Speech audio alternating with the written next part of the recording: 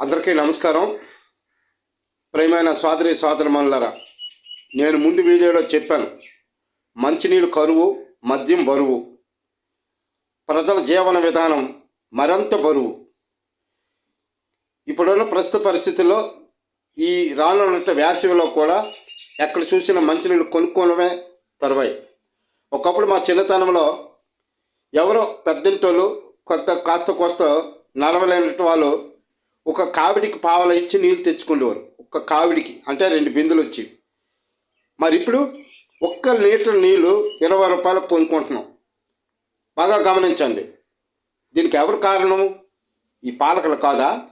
వీళ్ళు బాధ్యతారహితంగా వ్యవహరించుంటే ఎందుకు మనకి ఈరోజు మంచినీళ్ళు కరువు అవుతాయి, మద్యం కూడా ఎందుకు బరువు అవుతుంది? ఇది దృష్టిలో పెట్టుకోరు. మీరు ప్రజలు గమనించండి.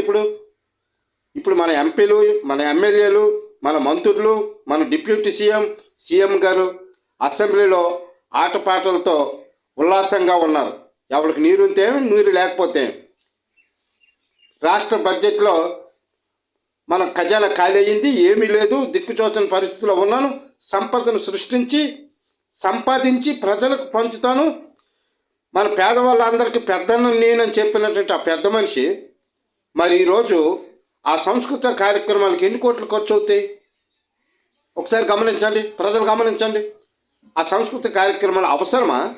ఏంటంత అవసరం? దానివల్ల ఏమైనా లాభమా? ఒకవేళ వాళ్ళకి లాభం ఉండొచ్చు, ఎందుకంటే ఆ క్షణం ఉల్లాసంగా సంతోషానికి గెంతులు వేసుకోవడానికి, ఓహో లేదు మేము పలానా సంస్కృత కార్యక్రమం పెట్టాం, పలానాడంతా అంత ఎంత అని గొప్పలు చెప్పుకోవడం.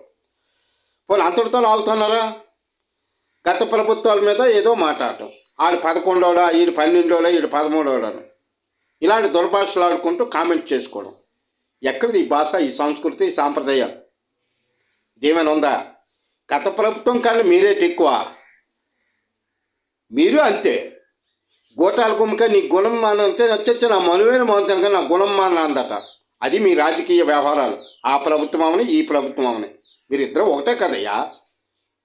ఇక్కడ ప్రజలే కదా వంచి మోసం చేసి మీరు అధికారాలు చేపట్టి ఆసన సాధ్యం కాని హామీలన్నీ గుప్పించి ప్రజలను నమ్మించి మరి విద్యార్థులను కూడా మోసం చేస్తూ, నిరుద్యోగ యువకులను కూడా మోసం చేస్తూ, ముఖ్యంగా మహిళలను మరింత ఘోరంగా నెలకు 1500 ఇస్తాను, సంవత్సరానికి 15,000 ఇస్తానని ఇన్ని మాయ మాటలు పలికో. వీటన్నిటిని మరిచిపోయి ఇప్పుడు మురిసిపోతున్నవా? అసెంబ్లీలో సంస్కృత కార్యక్రమాలు కోట్ల రూపాయలు ఖర్చు పెట్టి చేసుకో.